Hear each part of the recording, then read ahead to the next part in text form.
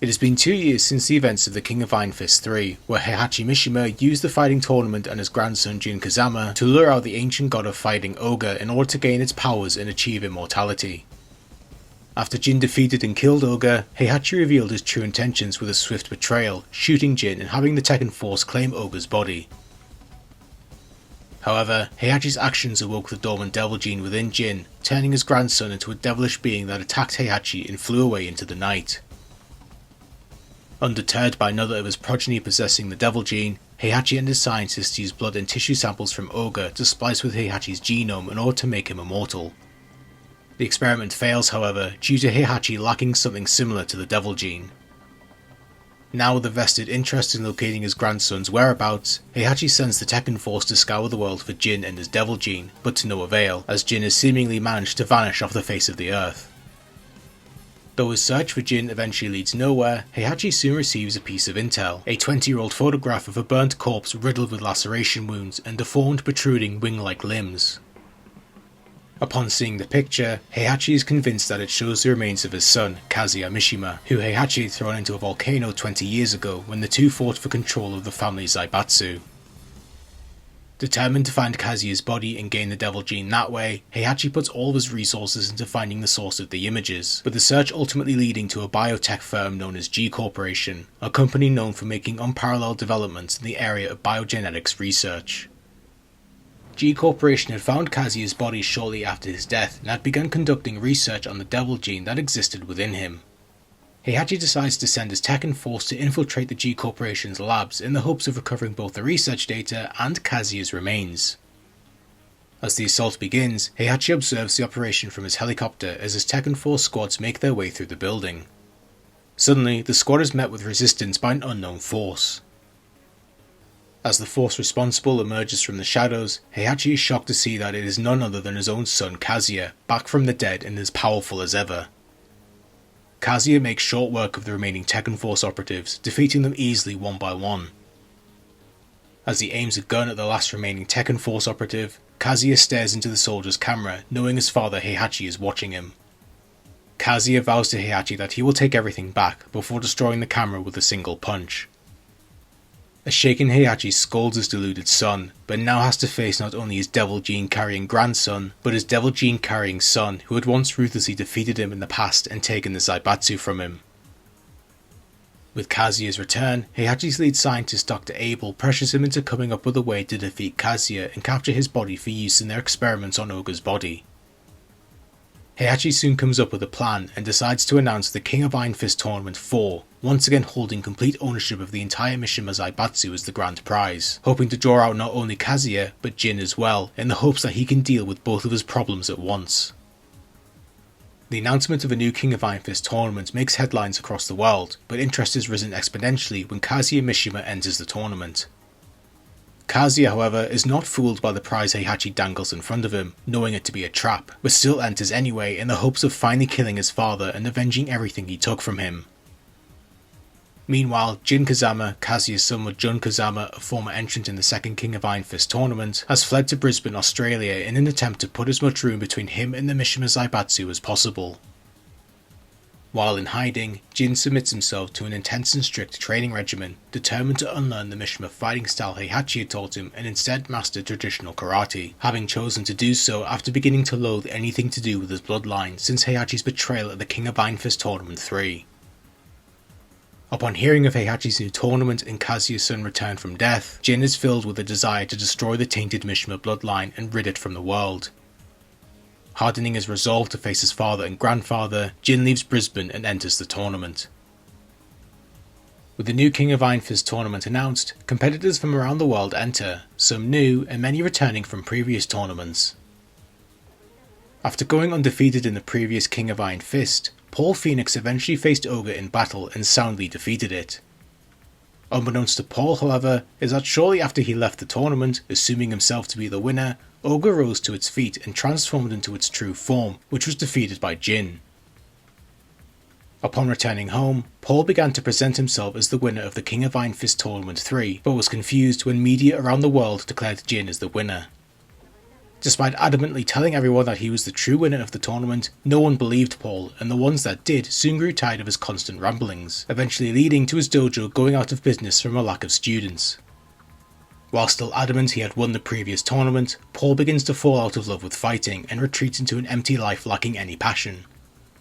One day, however, Paul sees a newspaper flyer advertising the new King of Iron Fist Tournament 4.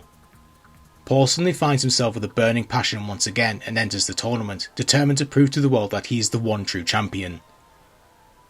Martial law, meanwhile, Paul's best friend, has fallen into a deep depression himself following the failure of his Chinese restaurants after a franchise war with a competing restaurant. Now spending his days at home in a drunken haze, Marshall soon receives a notice advertising the new King of Iron Fist tournament. With a stark reminder of his fighting past, Law snaps himself out of his mood and begins a month of intense training in order to get back into prime shape. Upon once again achieving his ideal physique, Law enters the tournament, determined to regain everything he had lost and much more.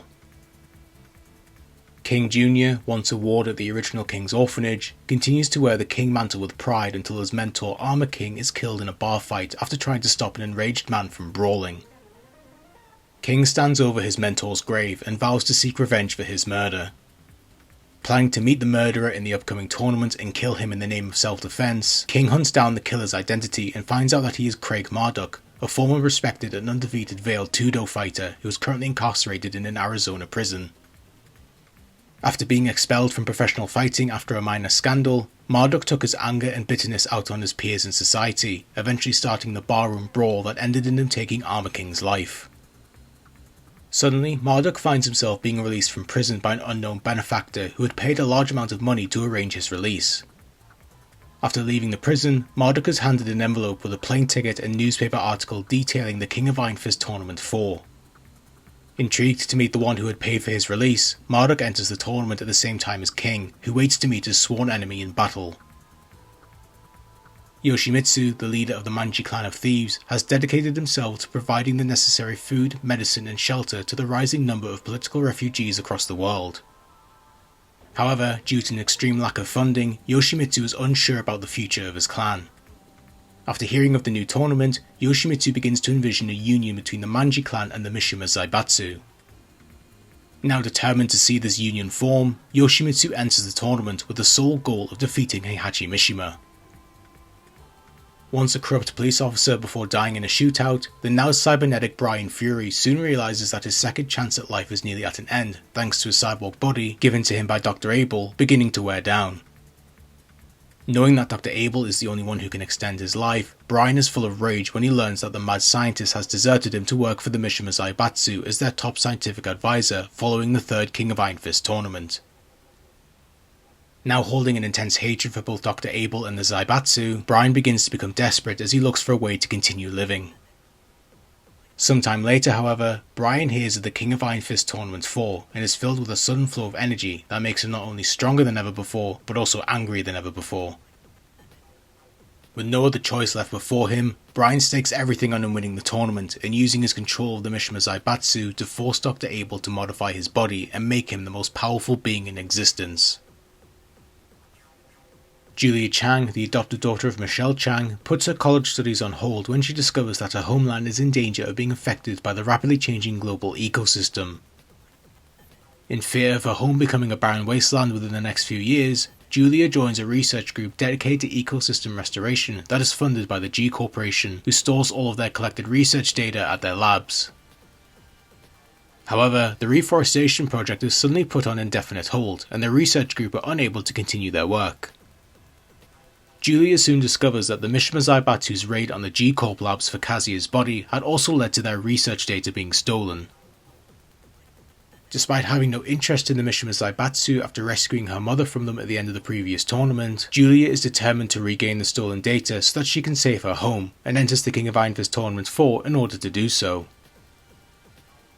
Ling Xiaoyu, a ward of the Mishima estate and a schoolmate of Jin Kazama, has become bored of her daily routine following the 2 years since she last saw Jin at the King of Iron Fist Tournament 3. Xiaoyu's boredom is broken, however, when she suddenly receives a mysterious email from an unknown sender, warning her of Heihachi Mishima's evil intentions and the dangers she faces as one of his wards. Despite her attempts to reply, Xiaoyu fails to get a response and begins to assume that the sender is Jin, who has been missing since the previous tournament. Determined to reunite with Jin and no longer trusting Heihachi or the Zaibatsu, Xiaoyu and her loyal bodyguard Panda enter the King of Iron Fist Tournament 4 after hearing of its announcement. After failing to avenge his deceased master Baekdu-san and get his rematch with his rival Jin in the previous tournament, Hwoarang returned to his homeland of Korea only to be drafted into the military and assigned to a Spec Ops unit. Despite his effectiveness as a soldier, Hwoarang felt empty. Yearning for the days where he hustled money in street fights and fought Jin, Hwoarang eventually deserts the army after hearing of the King of Iron Fist Tournament 4 and enters the competition determined to defeat Jin, Heihachi, or anyone else that gets in his way. After losing to Paul Phoenix in the previous tournament, Kuma too realised that living with Heihachi had made him lose his wild instincts, and that, if he chose to remain as Heihachi's pet, he would be unable to use said instincts to his advantage. Kuma subsequently leaves the Mishima estate and begins to train alone in the mountains for 2 years. Despite finding life in the wilderness to be much harsher than his days training with Heihachi, Kuma uses his burning desire to defeat Paul as motivation to improve his skills dramatically.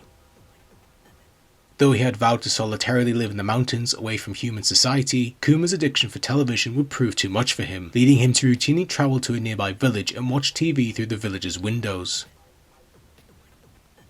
On one of Kuma's trips to the village, he sees an advertisement playing on the village's TVs for the new King of Iron Fist tournament. His instincts burning for battle, Kuma decides to end his solitude and enter the tournament with the sole goal of defeating Paul Phoenix. Having continued his police work following the King of Iron Fist Tournament 3, Hong Kong super cop Lei Wulong is still consumed by police work, working intensely every day. However, Lei's live-in girlfriend soon gets fed up with his workaholic lifestyle and breaks up with him in favour of Lei's assistant. The breakup devastates Lei and leads to him botching an operation that costs the police force 2 years of undercover investigative work. Lei's rivals in the police force waste no time in reporting on Lei's personal life causing an effect on his work, and Lei is subsequently handed a month-long suspension. While on suspension, Lei uncovers a plot that involves the assassination of a professional boxer at the hands of a crime syndicate. Upon learning that the boxer is entering the King of Iron Fist Tournament 4, Lei enters the tournament alongside him in the hopes of saving his life and redeeming his honour. The boxer in question, Steve Fox, has enjoyed his run as a middleweight champion, but soon sparks the ire of a mafia group after refusing to throw a fight for them. With the price on his head, Steve goes into hiding and flees to America. Having used the fame of being a world champion as a means to track down his real parents and discover the reason for the scar on his arm, Steve realises that no matter what he does, the mafia will eventually hunt him down and kill him, meaning that he'll likely die having never discovered the truth of his past. Steve becomes motivated by this revelation and decides to enter the King of Iron Fist Tournament 4 in order to once again seek the limelight and use his fame to hopefully discover his real parents and the truth behind his origins. Having spent 15 years in cryo-sleep thanks to the Mishima Zaibatsu, Nina Williams continues to have severe amnesia and has no memory of her past life or her own sister Anna. Following the King of Iron Fist Tournament 3, Nina managed to escape from the reaches of the Zaibatsu and relied on her past work as an assassin for hire, carrying out several missions as a contract killer. One day, Nina is given a new contract from a mafia group, her target being the boxer Steve Fox. Determined to fill out another contract, Nina hears of Fox entering the King of Iron Fist 4 and follows him into the tournament, setting her sights solely on her new target.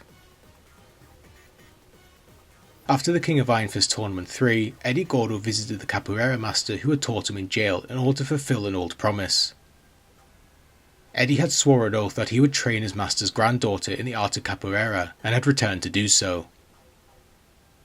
The master's granddaughter, named Christy Monteiro, trained under Eddie for 2 years and became an impressive capoeira fighter in her own right.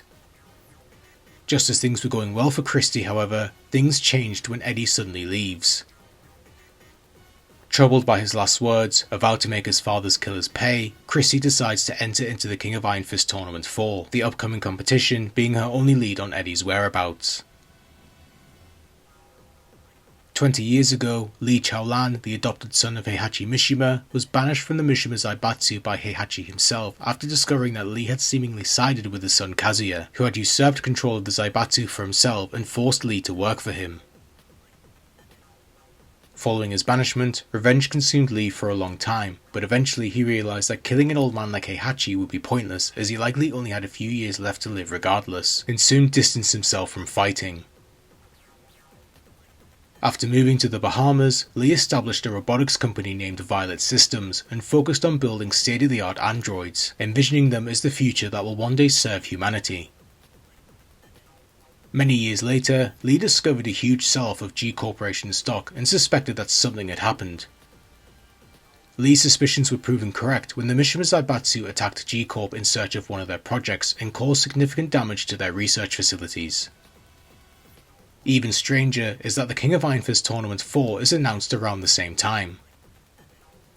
Lee's suspicions of the feud between the Zaibatsu and G Corp only served to not only rekindle his fading passion for fighting, but also reignite his resentment towards the Mishima clan. In order to keep Violet Systems safe, however, Lee enters the tournament under the disguise of Violet, having dyed his hair purple and changed his style of clothes to complete the disguise. Despite his main interest in checking out the Zaibatsu and G Corp, Lee also uses the upcoming tournament to test out Violet Systems' latest project, Combot, a multi-general purpose robot that, among being able to complete household chores, is designed to learn the fighting style of every fighter it comes across in the competition. However, Lee rushes the development of Combot to enter it in time for the tournament, leaving it with multiple bugs and the unintended side effect of it only being able to utilise one fighting style at a time. With all the competitors gathered, the King of Iron Fist Tournament 4 kicks off, with multiple fighters clashing as the tournament progresses. Paul Phoenix makes his way through the tournament when he hears of Kazuya Mishima's involvement. Filled with excitement at the idea of finally getting another chance to gain a victory over his longtime rival, Paul becomes determined to make his way through the competition when he runs into Kuma. Paul and Kuma face off in another fated clash, but Paul's excitement of facing Kazuya causes him to become too overconfident, and he is overwhelmed by Kuma's newfound passion and is subsequently defeated. Humiliated at his embarrassing defeat, Paul is left with no choice but to leave the tournament and returns home in shame. King eventually crosses paths with Craig Marduk and confronts him for Armor King's death. The two clash in a brutal battle, with King beating Marduk so badly that his sworn enemy is sent to the hospital. Despite his victory, however, King feels like his revenge has not been properly fulfilled and exits the tournament. As Hwoarang continues through the tournament, he meets Jin in an underground parking lot, having managed to contact his rival and demand a meeting. After being asked what he wants, Hwoarang tells Jin that he wants to take him on right here and now due to them not being able to face each other at the previous tournament. Despite Jin's attempts to get out of the fight, saying that there's no reason to, a fired up Hwoarang denies Jin's attempts to dissuade him, telling him that he does have a reason to fight. The two rivals then face off in a heated fight, with Hwoarang managing to defeat Jin. As the two pant in exhaustion following their bout, Hwoarang and Jin are soon surrounded by soldiers from the Korean army who have arrived to arrest Hwoarang for desertion. As Hwoarang is surrounded, Jin attacks the soldiers from behind as the two rivals team up to defeat them. After the soldiers begin shooting at them, Hwoarang and Jin take cover behind a car. As the bullets ring around them, Hwoarang reminds Jin that he defeated them in their fight, but gives him a chance to even the score at the next tournament, telling him that he better show up. After the car is blown up by the soldiers, they angrily discover that both Hwoarang and Jin have managed to escape. Kazuya eventually runs into Lee Chaolan in the tournament, shocking the latter who was unaware that his adopted brother had returned from the dead. The two clash in battle, and thanks to Lee's surprise at Kazuya's return, he loses focus and is defeated. Angered at having lost his chance to take over the Mishima Zaibatsu, Lee once again laments Kazuya's tendency to always get in his way before exiting the tournament and returning to the Bahamas. Eventually, only two competitors remain in the tournament, Kazuya and Jin. Kazuya waits at the allotted location for his fight against Jin, but his son doesn't arrive. Sensing Heihachi's hand in Jin's disappearance, Kazuya grins fearlessly at what his father might be plotting and leaves for the final stage. Jin, meanwhile, is ambushed on his way to face Kazuya by the Tekken force. Despite beating large scores of them, Jin is eventually incapacitated by the Tekken force and taken away. Kazuya finally faces Heihachi in an arena for the finals of the King of Iron Fist Tournament 4, the father and son meeting each other for the first time in 20 years. Kazuya questions Heihachi on what he did with Jin, but Heihachi simply tells his son that he'll tell him after the fight. The two clash in battle, with Heihachi managing to defeat Kazuya and win his own tournament. Despite having the opportunity to finally kill his son for good, Heihachi relents and instead offers to take Kazuya to see Jin, to which Kazuya agrees. With the King of Iron Fist Tournament 4 concluded, the competitors involved leave to clear up their own personal matters. Following his brutal victory over Marduk, King goes to visit him in the hospital, plotting to finish him off for good and avenge Armor King. Pretending to be a loved one, King sees the comatose Marduk and goes to kill him, but at the last second he sees pictures of Marduk and his family. Having reflected on his pain from the loss of Armor King and the futility of revenge, King decides to spare Marduk's life and leave him be, placing a picture of his family on his chest before leaving, faced with having to deal with his loss another way. Having used Heihachi's absence to sneak into the Mishima Zaibatsu's labs, Julia Chang discovers not only the research data on the Genocell Ecosystem Restoration Project, but also G-Corp's data on the Devil Gene. Julia is soon confronted by Dr. Abel, who reveals to her that Genocell is the key they were missing when it came to harnessing the Devil Gene for themselves.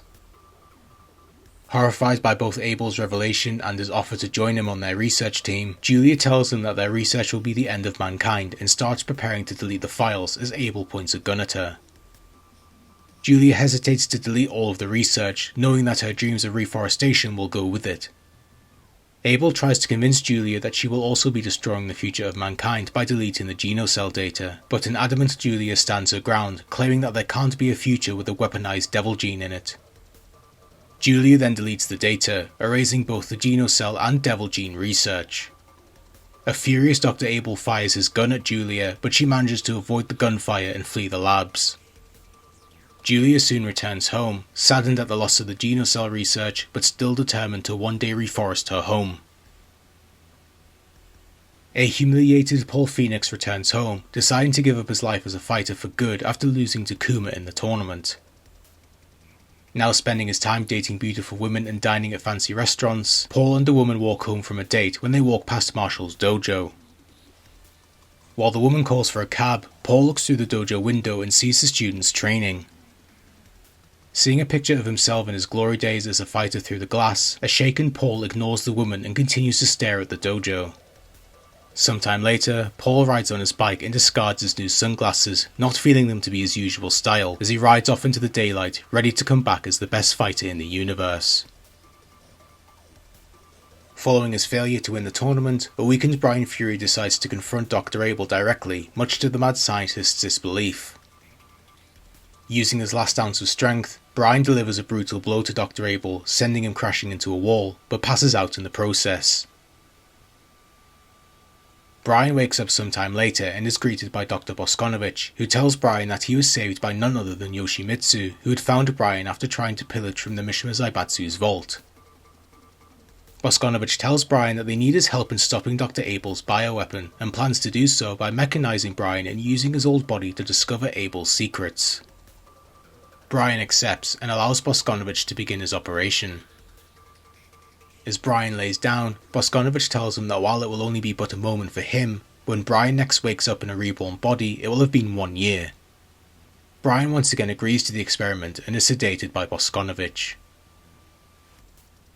Meanwhile, Steve Fox manages to sneak into the Zaibatsu's data room and searches for any info he can find on the nature of his birth.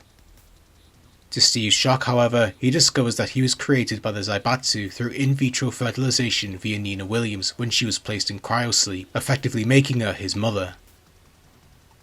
Having failed to assassinate Steve during the tournament, Nina eventually tracks him down to a hotel and camps in a building opposite, waiting to strike upon his arrival. At the same time, however, the Mafia syndicate employing Nina gives her the same intel Steve found, revealing to her that Steve is her son created by the Zaibatsu. Despite learning that she is Steve's mother, Nina is unfazed by the information and takes aim at him when he arrives, prepared to kill her son and fulfill her contract. Meanwhile, unbeknownst to Nina, Wulong tracks her down to her hideout and prepares to arrest her before she can kill Steve. Nina jumps out the window and flees from Lei, attracting the attention of Steve, who chases after her. Steve follows Nina into an alleyway and loses track of her, but she appears from the shadows and holds him at gunpoint.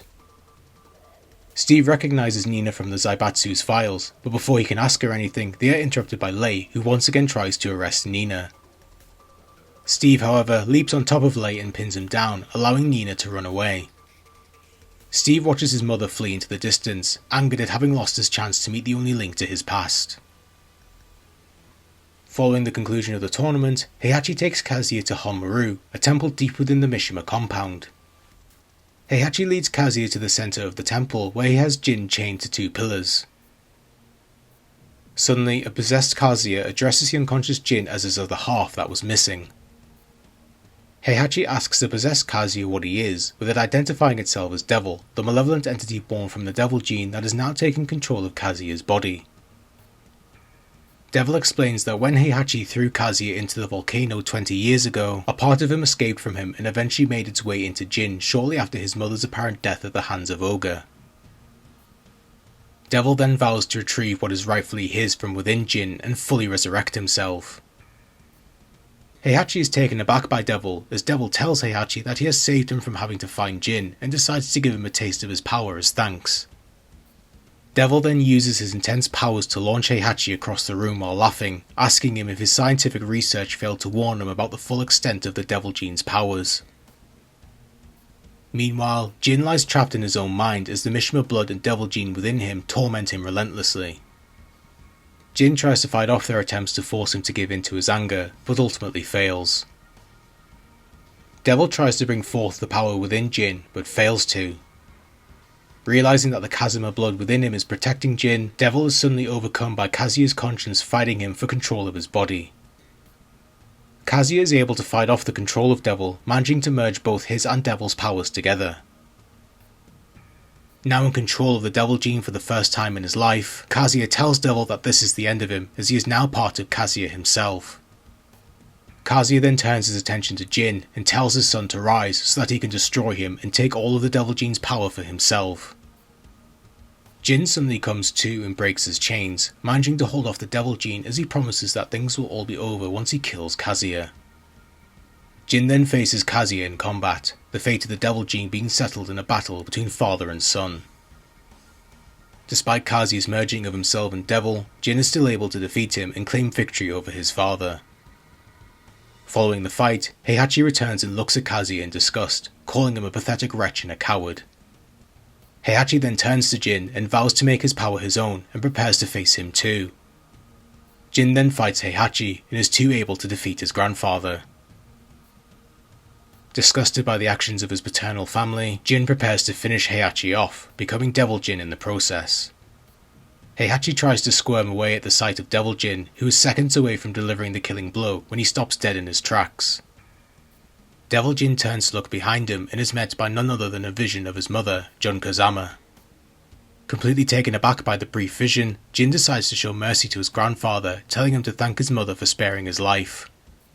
Jin then proceeds to fly away, crashing through the roof of Honmaru and flying away into the night.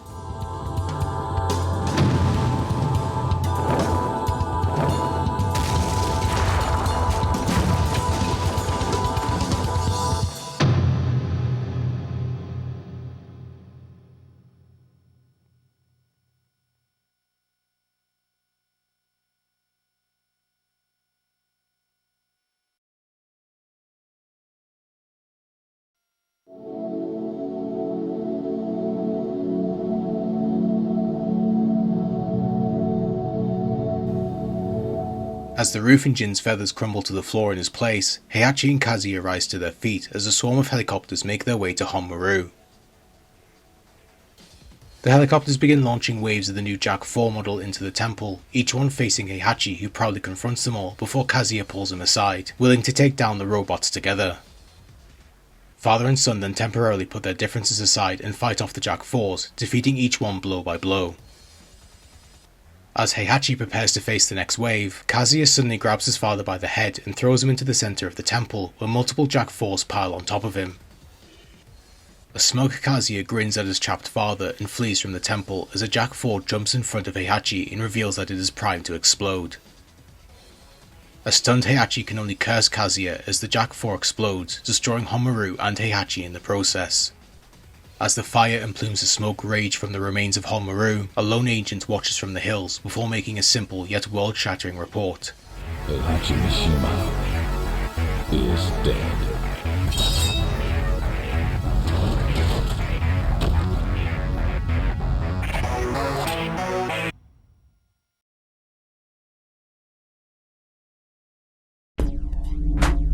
We await your return, warrior.